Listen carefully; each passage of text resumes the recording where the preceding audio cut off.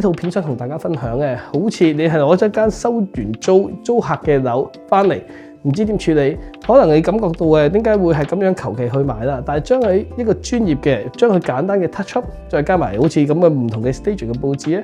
佢個效果咧可以咧會顯著咁樣拍埋同期嘅時候咧個出嚟嘅賣嘅價錢咧會好好嘅。咁我呢度咧個廳咧就喺呢個位，然後都要全部油過晒油啊，跟住啲燈啦，同埋喺呢度。咁佢哋到時喺個乾衣上邊嘅爐頭啊，同埋雪櫃咧都會自己用換咗佢噶啦。咁呢度要到時大致上清潔咁樣，牆身呢度，跟住頭咧喺呢啲牆都要油晒佢。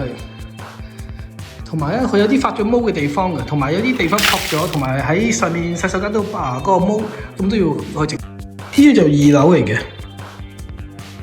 咁4間房，地氈要洗咗佢，同埋啲燈咧都要換。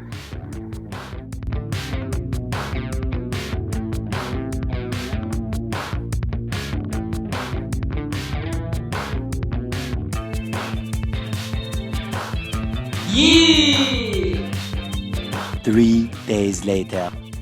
入到嚟咧，啲 pot 咧而家整咗啲 pot 咧嘅，咁啊主要咧就換埋個木板啦，因為之前嘅租客嚟咧就花晒喎，跟住咧同埋咧個樓梯咧都好搖嘅啲樓梯，用手指咧好似剝牙咁樣，同可以鬆咗隻牙咁樣。然後咧我哋喺呢邊嘅木板都換啦，都要換咗佢。咁就睇樓上一啲房嘅地氈啊，啲嘢都要整。咁之前咧漏水啊嗰啲位啊撲晒出嚟，以前嗰啲嘢全部油好晒嘅，已經全部整好晒。跟住咧啲司靈呢邊咧變咗係再整好晒所有嘢啦。然後pot 咧都整得 very good， 跟住同埋啲邊咧門柄啊，同埋所有嘅窗框嗰啲顏色咧全部填好晒。啲門咧所有嘢咧以前黑掹掹嗰啲咧咁啊全部整好晒。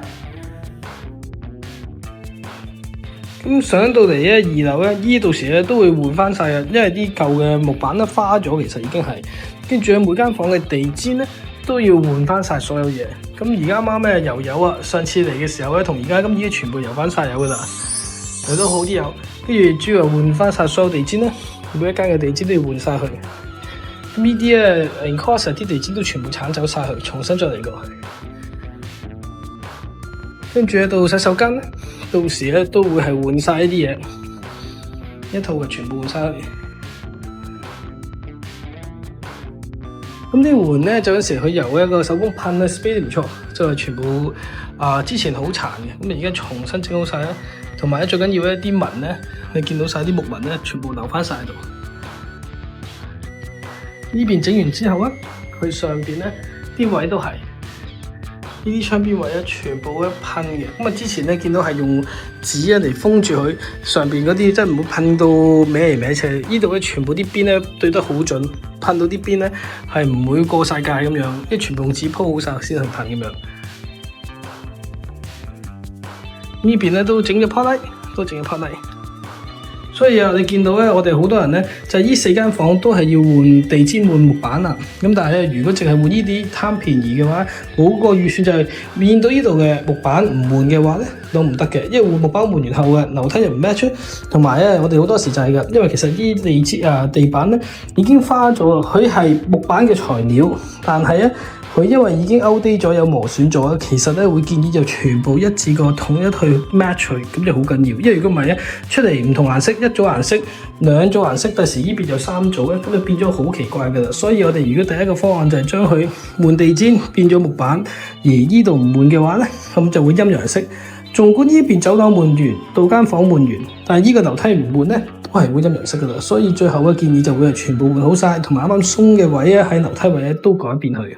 2 weeks later， 咁而家講緊咧，我哋上次睇過裝修前啊，而家裝修好啦，咁就見到好明顯就全部翻新晒嘅油漆啊。油漆咧，我哋唔係咁簡單嘅，就油一浸牆嘅。咁佢基本上係做批灰，將好多凹嘅地方咧整好咗。咁你見到上一套片我哋影嗰陣時咧，好多窿窿洞洞咧係上一手嗰啲租客嘅，同埋咧我哋啲油嘅邊框咧，除咗牆之後，仲有呢啲位，全部咧都要補翻晒所有嘅油噶啦。之後啦，我哋就整個 pot light 入到嚟嘅時候，因為之前好暗嘅感覺嘅，咁入到嚟而家就全部一列嘅一陣列嘅 pot light 整好咗。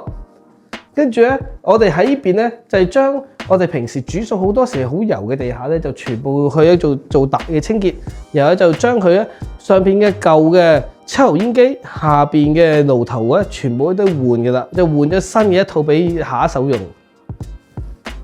咁你見到好多之前啦，呢度咧好多咧，好似話啊啲牆咧有時撲咗出嚟啊，凹咗，或者好似好舊嘅時候曾經流過水，但係後尾已經 fix 咗後嘅，但係啲牆都唔靚，全部搞掂晒 fix 咗佢啦。由依邊上邊嘅頂同埋依邊位咧都全部整好晒噶啦。咁同埋咧呢個咧就上去睇睇，咁我哋上邊咧就會見到噶啦。咁我哋因為而家咧我哋呢一個木板咧就會係由於時間嗰陣時咧就寧願喺度 as 咗。然後等買下一次就可以打磨佢又得，又或者換咗佢。咁我哋睇翻上邊啦，